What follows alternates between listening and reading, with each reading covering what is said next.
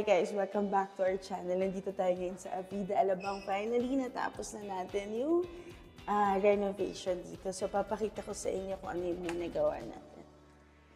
So, yan. Sobrang laki nung pinagbago niya, no? So, sa entrance pa lang talagang may iba nang nangyari, napalitan na natin. So, unang-una, ito kung makikita nyo, yung naka-barn door yung CR. So, mamaya ako di-discuss yung sa loob. And here, in the area, meron tayong nilagay na fluted panel. So, buong wall yan na, kung makikita nyo, buong wall siya na naka-cover. And then, ito meron na naman tayo nung bago natin na design na breaker cover. So, yan, ang idea nito is, yun nga, dito yung parang lalagyan ng mga bills or envelopes or small items. Actually, naiwan lang, magkakaroon ako dito ng ng key holder. So, to follow na lang yun. So, yan. So, kung gusto nyo magpagawa ng mga ganito, let me know, magde-design tayo ng mga cover. So, yan. So, kung makita nyo, entrance pa lang, elegant na yung itsura, no? And then, simulan natin dito sa kitchen. So, yung kitchen, pinalitan din natin lahat. Supposedly, like yun dun sa previous vlog, yung isang Avida namin is, sinave namin yung mga cabinets. But this time, pinalitan na namin lahat talaga. Pati yung countertop, pinalitan natin to ng quartz na countertop. And then the rest, yun nga, yung mga cabinet, as per request ni client, is nilagyan natin ng mga glass door. So, yan, kung makikita nyo, design siya na naka-glass door yung mga gilid. So, yun. And then, yun nga, yung walang handles, ganun pa din na, yan, nasa ilalim yung mga opening. So, yan. And then, yun, since pinalitan natin na yung granite, yung countertop, pinalitan na rin natin yung sink. Naka-under sink yung design niya. Tsaka ito, ito yung naka-pull down yung kanyang faucet. And then, yung backsplash niya, yan, pinalitan natin ng mga Carrara na marble look. So, yan yung pinalitan. And then, meron tayo this part kasi gusto talaga ni owner na merong dishwasher, lahat ng kitchen appliances gusto niya actually ilagay. Our initial plan kasi is dalawa talaga dapat to, naka-cover, naka-cabinet yan. Hindi kaya nung load ng condo, so nag-resort kami sa sa 2-in-1 na washing machine. So ito dryer and dryer, wash and dry na tong washing machine. Then meron kaming isang part na parang anong gagawin natin kasi nandito yung talagang pwesto ng faucet. So there is no way na malilipat namin. Kaya ang ginawa natin ay kinover natin ng very cute na flower arrangement. So, yan. So, dyan siya. Kasi itong area na to is prep area or coffee area. So, yan. Maluwag na maluwag yung kanyang countertop. And then, yun, dinagdag din natin. So, since pinalitan na natin yung ilalim, in-extend na natin to. So, maximize talaga yung space and cabinets na ilalagay natin. Kaya, yan, since nag-extend, naglagay tayo ng kitchen basket. Yan. And then, yun, ganun pa rin yung storage dito. And then, meron tayong bagong design na additional function sa table. Kasi as much as possible nga, nilalagay natin yung mga if I think na magiging advantage doon sa owner or doon sa user, so nilalagyan ko talaga siya ng mga secret or style na pwede nating ilagay. So, naglagay tayo ng actually, additional patungan. Hindi siya pwedeng chopping area. So, if in case, nagkalat ka na dito at punong-puno na yung gamit, nilagay mo na lahat, chopping board mo, yung mga grocery or whatever, pwede ka pa gumamit dito or kailangan mo ilipat yung niluluto mo, pwede mo ilagay kasi naka-tile siya. So, matibay yung nilagay natin. So, yan. Pero, this one, hindi siya pwedeng chopping board. Talagang patungan lang ng mga magagaan na items. So, yan yung naging treatment natin dito sa cabinet. Tapos, meron din tayong, yan, nilagyan din natin ng more storage. Kasi nga, since designed to, na naglagay tayo ng dishwasher, so, maximize space or pwede nating lagyan ng lalagyan is lalagyan talaga natin kaysa i-cover-cover lang, no? So, lahat yan, lahat nakikita yung pinto is functional. Actually, nung nag-check si owner dito, sabi niya, ito, functional ba? Functional. So, akala niya parang mga, what do you call that? Yung parang faux lang siya, hindi siya totoong cabinet. So, lahat yan ay functional. So, yan. Lahat talaga ng sulok niyan ay magagamit. So, ito yan, naka-push lock din yan. So, yun. And then, let's move to this side. Yung kanyang living room and bedroom. So, sa living room, ang treatment natin, kaya gusto niya kasi talaga maraming storage. So, this one, we made malalim na storage. So, lahat yan ay may mga lock, no? So, kinover natin. Tapos, ito, nilagyan natin itong divider or division to have this separation sa kitchen tsaka sa living room. So, yan yung naging treatment natin. So, meron tayong divider.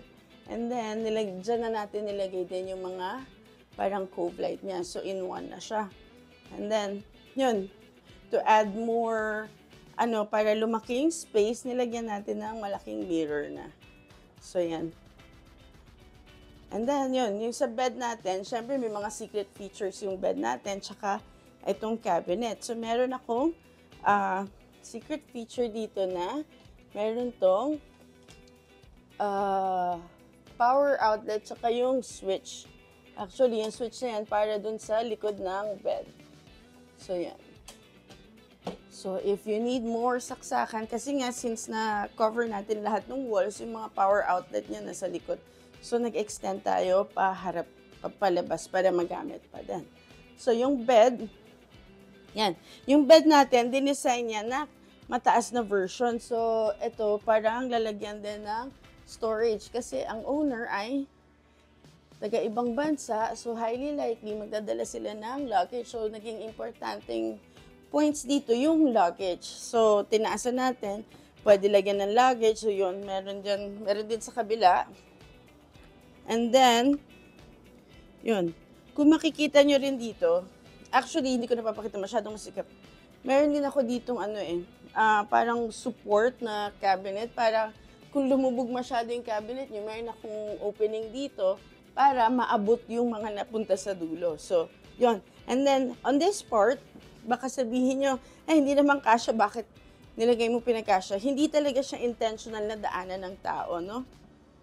Ang intention ng gapping na to is para malagay natin yung curtains. So, pero, somehow makakadaan ka pa rin kasi nga may papakita lang ako dun sa isang side. Kaya nilagyan natin ng side table dito since yun nga, hindi talaga functional, hindi talaga walkway tong space na to, nilagyan ko pa rin siya ng side table para yung nandito sa side na to is meron pa rin siyang patungan. Though, pwede rin magpatong dito kasi naka-acrylic tong taas. Pero yun, dinagdagan natin. Plus, naglagay tayo ng reading light dito. And then, meron din akong switch and power outlet dito sa side. Kasi nga, kung dalawa yung gagamit, at least meron din siyang ilaw dito, no? So, yun. And then, yun nga, itong curtains na to, yan, double panel natin na merong linen, tsaka blackout. Kung makikita nyo, may mga bago tayong design na na cover ng curtains sa ilaw. So, ang mangyari, hindi tayo pwede maglagay ng swing door na kasi masikip yung kanyang walkway. So, nag-resort ako sa design na nilagyan ko na lang ng sliding. But then, yung sliding, yun nga kailangan ko ng malaking storage kasi hindi taga dito yung may-ari. So, pag umuwi yan, malalaki talaga yung luggage. So, tinry ko magbigay ng pinaka-pwedeng size ng wardrobe. So, ito yung wardrobe area. And then, naglagay tayo ng drawers. And then on this part, pwede pa rin, kung makikita nyo, parang bakit hindi pantay itong itong shelving. So, ideally, gusto ko pa siyang lagyan, taguan ng luggage pa, no? And pero, yun nga, kung makikita nyo, pag sinara nyo yan, aabot yun hanggang dito, masasara yung entertainment, no? So, yun yung bagong mga design natin dito sa wardrobe natin. So, hopefully, makita ko rin to sa ibang unit or merong magkagusto is gawin natin yung ganito. So, tinan mo, pag malayo, maganda ba siya tignan? So, yan. Kita nyo?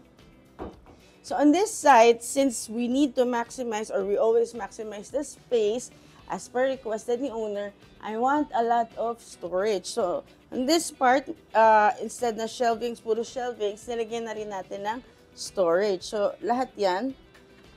Yan. So, pwede pa rin maglagay, nilalagyan natin ng lock kasi, yun nga, kung pahiram nila to sa family nila, at least, or sa friends nila, yun, may yung mga special, yung mga ibang items nila, pwede na nilang i-lock dito. And then, these shelves, ayan, kung kita nyo, very designer ang look. Ito yung isa sa bago nating technology, no? I mean, bago nating nilagay. So, dati, mga naka-switch tayo. This time, ito ay naka-touch button. So, kumita nyo, yan. So, yan yung bago nating pa-lighting dito. So, ang ganda, naka-ano pa yung slow yung pagbukas niya. So, yan yung mga bago nating design. Plus, yun, more storage sa taas. So, on this part, ito talaga, nirequest ni owner na gusto niyang dagdagan kasi yung mga comforter niya, yung mga pillows, yung malalaking items, or yung items na hindi mo talaga ginagalaw, like on a monthly or talagang storage. So, dyan mo siya ilalagay. Yan.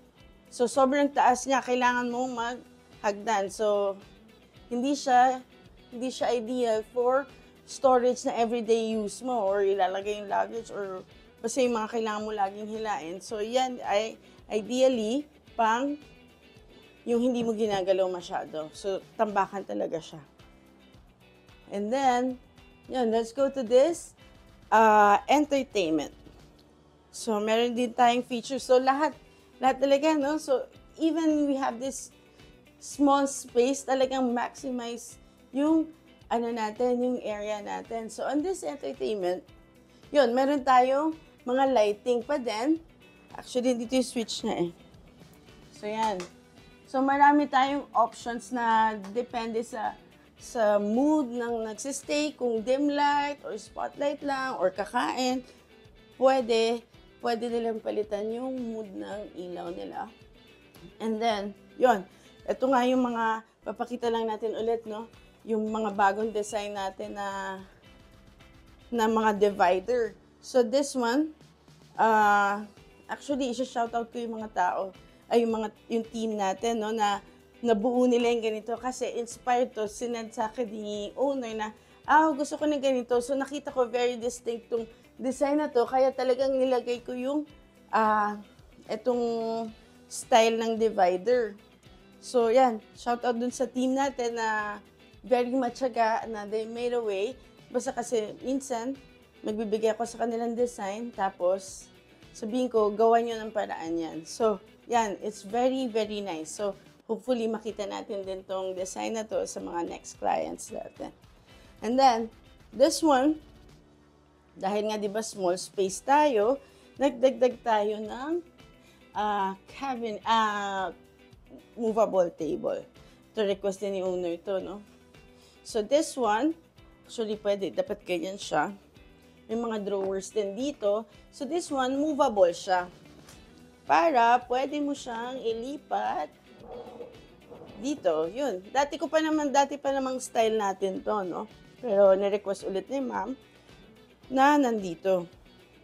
And then, on this part, ito kagaya nito, halimbawa nakakalat na yung gamit mo or marami kang bisita, para hindi ka na lumipat, naglagay tayo ng steady table dito para, yun nga, hindi na siya palipat-lipat ng gamit. And then, yun. So, kung nilagyan din natin ng ottoman dito, para kung nandito ang mga may extra guest, either dito ka uupo or dito. So, either way, yun nga, maximize space, maximize natin, no? So, yun. Yun yung mga nagawa natin dito. So, kahit kung halimbawa, kulang ka pa ng table din sa sa kitchen, so pwede mo rin siya ilagay dito, di ba? Kung dito mo gusto kumain, saan mo gusto, yan, pwede. The same time, yun nga, may mga drawers dito, no? So, yun. Okay. So, yan, madali lang siya ibalik. Very, very functional. And now, let's move to the bathroom. Okay? On this bathroom, yun, marami nga tayong nagawa dito, no? As per kanina, pinakita ko, meron tayong barn door. Pero yung barn door natin is design on top. Naka-glass yung naka-frosted glass yan. No? So, typically, naka-cover lang lahat or mirror. So, this time, this is new na naman na design na lagay tayo ng glass. Yan. And then, we had this full renovation of the bathroom. So, pinalitan natin lahat yung tiles, flooring, yung wall, yan. And then, yun, pati ito lahat pinalitan. Ito, bago na, water heater, then nagpalit tayo ng shower. Ito, may holder. Then, lahat to kasi luma na itong Alabang or Avida, nagre-rust na. So, lahat talaga pinalitan natin. And then, ito yung lalagyan sa shower. Then, yung kanyang shower enclosure. So, yan. And then, yun, naglagay pa rin tayo storage kasi gusto talaga ni client, madaming storage. O, punuin mo ng storage. So, ito yung naging mirror natin kasi kung makikita nyo, maliit yung bathroom nito. So, full mirror na lang natin. Hindi na ako nag-shelf para talagang true and true yung pag-look mo dito sa bathroom. Then, nagpalit tayo ng vessel type na sink. Then, syempre, may storage dito. Ang toilet, pinalitan din natin. So, lahat talaga. Yun. And then, yun, ito meron din tayo nito. Okay, that's it for now. I hope marami na naman kayo natutunan. Nakita niyo yung mga bago nating mga design, technology, or how do you call it? Yung mga lighting natin, tapos yung mga tabletop natin. Sana na-inspire kayo dun sa mga bago at yun nga, kaya pala siyang gawin. So, yun. On another note, yung mga design po natin, hindi po kami nagka-carbon copy na pag etong design, gusto ko rin yan ilagay sa condo ko. So, lahat po yan is customized, depende sa gagamit. So, kung halimbawa, ikaw ay balikbayan or retiree, alam niyo po yun. So, ganun yung pag-design po natin. So, yun, na gusto ko, very personalized yung movements or paggamit kasi unang-una, maliit po yung mga space or itong space na typically condo ng dito sa Pilipinas. So, kailangan kada movement natin is parang worth it or maluwag or hindi kayo masisikipan. So, yun po yung gusto ko lang ipaalam sa mga viewers natin, no? So, lahat yan po, kinakausap ko, ini-interview namin, tinatanong namin kung ano yung mga gusto nilang mangyari sa condo or sa titirhan nila or ipaparent ba nila. So, very important. All your details are very important to us. So, lahat po yan pinapakinggan namin. And then, we collate the design as kung paano, or yun nga, kaya nabubuo tong mga ganito is, yun nga, kung paano po kayo gagamit nitong mga condo nyo. So, yun. Again, I hope na-enjoy nyo tong ating bagong design. We have more to come again. Thank you. Thank you sa mga clients namin or yun nga, yung mga nagko-contact sa amin na nagtitiwala dito sa LBP Arts. And yun nga, thank you kay ma'am na very patient na makipag-usap sa akin online na yun nga, para mabuo namin itong condo niya. She's very happy. We met with her and her husband last week or days ago. So yun, tuwan-tuwa naman sila. I-share ko. Tatanong ko kung pwede ipakita or ilabas yung video nila. Yun. And then, yun. Don't forget to follow, like, and share all our social media accounts. It's all LBP Arts and Interior. I-search nyo lang, i-google nyo lang. Tingnan nyo sa Facebook, sa Instagram, sa YouTube. So yun, LBP Arts and Interior. Make sure you are connected or you are contacting or talking to us. Yun, pag doon kayo mag-click or mag-message, mag-email.